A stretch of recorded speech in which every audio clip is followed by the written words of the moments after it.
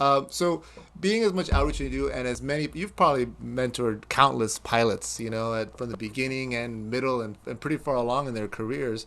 Um, what advice would you give to your very junior, just got their commercial or just about to get their commercial pilot? What advice would you give to that kind of aviator?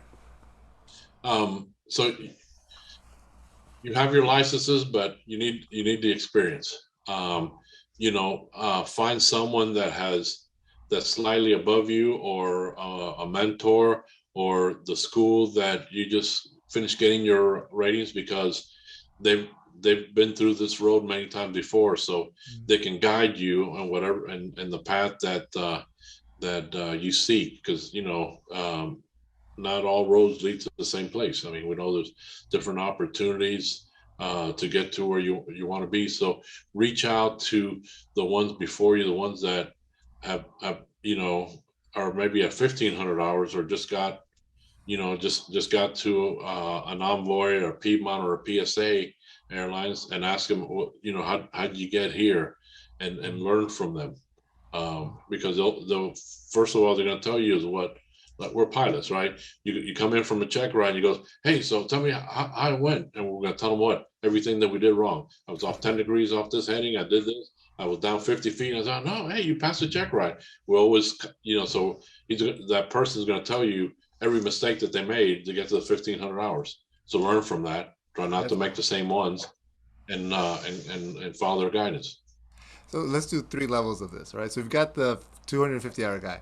So you've got 1,500-hour Mr. CFI, right? He just finally he celebrated. He just got 1,500 hours. The world's his oyster now. What do you do? How do you choose? It seems like everyone wants that guy or girl.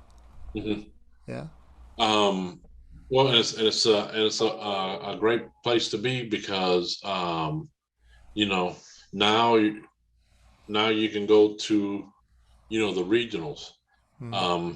When I got hired, the biggest thing I've seen from our generation to the generation now is, um, when we got hired, we changed our lives to match the airline that rolled the dice and said, you know what, I'm going to pick you, Domingo, because I think you'll be a great fit here for XYZ airline.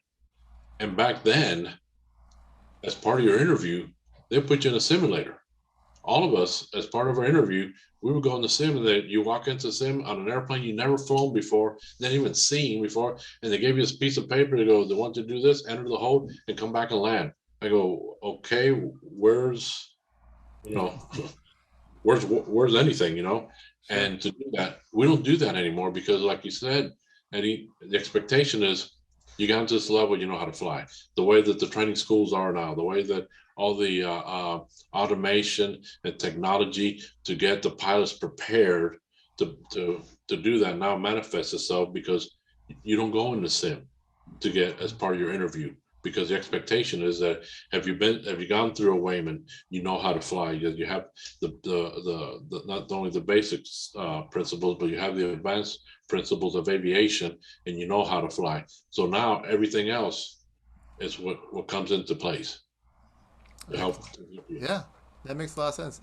All right, so then that third level, you've got someone who's been flying for a while, like they're at the low cost carriers or the regionals, and they're ready to make that step to the main line, right? Mhm. That I feel like that's talk about a pyramid. You're getting to the top of the pyramid there, right? How does somebody what should somebody be thinking about when they're making that step, where to apply and where to go and Mhm. take that final step? Well, it depends what stage of life you're in. Like I said, now there's so many opportunities that you can pick the airline, and I hope it's American, but that you pick the one that works best for your life, for your family, for your family's life, for your life. Where if you want to if you want to live in Denver, then you probably go get hired by United, Hmm, because they have a base there. sure. If you want to live in Phoenix, then American, because we have a base there. All right. Or So you can almost, you want to live in Seattle, well, it's going to probably be Alaska. So now you can all, because they're all hiring, they're all looking for qualified folks. So now you are, you're the one that's choosing to a certain extent on who you want to apply for, who you want to try to get on with. I can tell you here personally, we've had in our new hire classes, we've had pilots leaving United, pilots leaving Southwest, Yeah. pilots leaving, the other tier, Frontier and Spirit, because hey, I live here and I'm, got hired with this airline. I don't want to commute anymore. My whole family's here. My life is going to be here. So I'm gonna get the airline that best matches me, as Mhm. opposed to how it used to be before.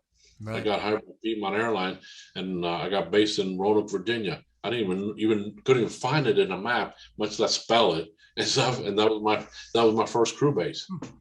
So That's interesting. Wow, that is such a big change just in the last, 5, 10 years. It's really interesting and really exciting for everyone coming up.